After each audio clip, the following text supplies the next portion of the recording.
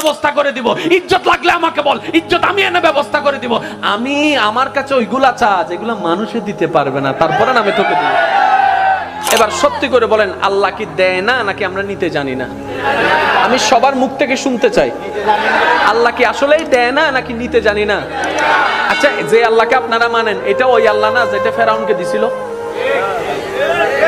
যারা দাঁড়ায় আছেন তারা একটু বলেন না, এই আল্লাহ ওইটা না যেটা নমরুদকে দিছিল? এই আল্লাহ ওইটা না যেটা আবু জাহেলকে দিছিল? এত বড় বড় বাটফাটদেরকে যদি আল্লাহ দিতে পারে, আপনার মতো মুসলমানকে কেন দিতে পারবে না? উনি দিতে জানে, উনি দিতে পারে, আমরা নিতেও জানি না, চাইতেও জানি না। অনেক আল্লাহর বান্দা আছে বলে, আমি নামাজ পড়ি, তারপর আল্লাহকে চাইছি, আল্লাহর কাছে চাইছি, আল্লাহ আমাকে দেয় নাই। রোজা রাখছি, চাইছি আল্লাহর কাছে, আল্লাহ আমাকে দেয় নাই। আমি এত টাকা মান্নত করছি, চাইছি, আল্লাহ আমাকে দেয় নাই। আহাদে আল্লাহ কি তোমার কন্টাক্ট হই না? তুমি কে? বলে যে বান্দা। দেনেওয়ালা কে? বলে যে আল্লাহ। তো আল্লাহ হচ্ছে মালিক, তুমি হচ্ছে গোলাম, তো তুমি চাইতে না থাকবা। তোমার কাজ হচ্ছে চাইতে যাওয়া, চাইতে যাওয়া। ওনার যেই দিন ইচ্ছে করবে সেই দিন দিবে। সময়, বার, তারিখ আপনার বেঁধে দেওয়ার কোনো অধিকার নাই। বাস শেষ তো।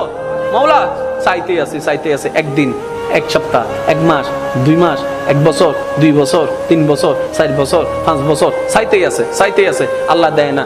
10 বছর পরে আল্লাহ পাক বলে, দেখছস জিবরাইল, দেখছস আমি এতদিন দিই নাই, তারপরও আমার বান্দা আমার থেকে নিরাশ হয় নাই। আমি তো এটা চাইছিলাম। সুবহানাল্লাহ। এখানে তো প্রেম, এখানে তো মহাব্বত। আপনি কি মনে করছেন আল্লাহ আপনার নামাজের জন্য বসে আছে? আপনার আমার নামাজের জন্য আল্লাহ বসে আছে, আপনার আমার রোজার জন্য আল্লাহ বসে আছে। আর আমাদের নামাজের সেই কোয়ালিটি নাই যেটা আল্লাহ পর্যন্ত পৌঁছাবে।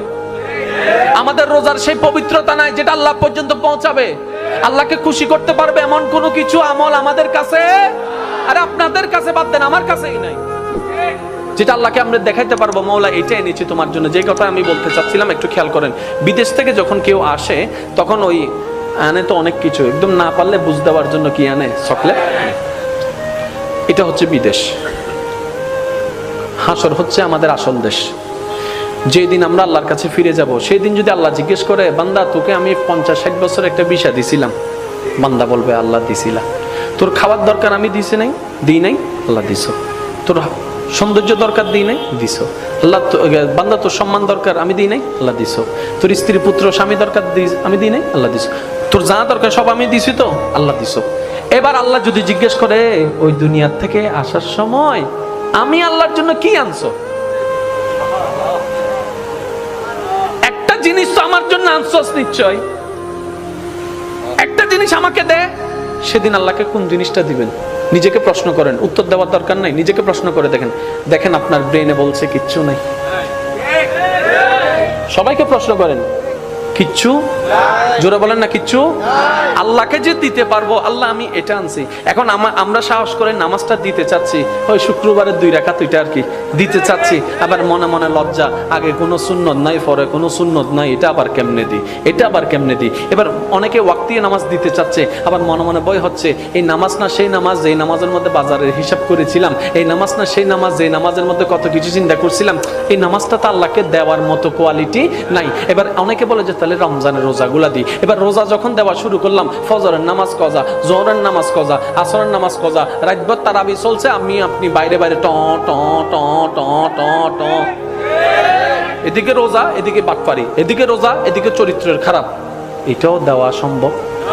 এবার হজের বেলায় যখন আসলো, ওকে হজটা দিব কেমনে? হজ করে এসা একটা প্রোগ্রামে আমাকে দাওয়াত দিছিল, আলহাজ না লেখার কারণে আমি সেই মাহফিলে যাই নাই। বলছিলাম 4 লাখ টাকা দিয়ে আলহাজ কিনে আনছি, আমাকে আলহাজ লেখো নাই, ওই মাহফিলে আমি যাব না। এবার বলে যে হজও দেওয়ার কোনো সুযোগ নাই। এবার আসলো জাকাতের বেলা। এবার জাকাতের বেলা যখন আসলো, বলে যে ছবি সারা জীবনে জাকাত দিই নাই।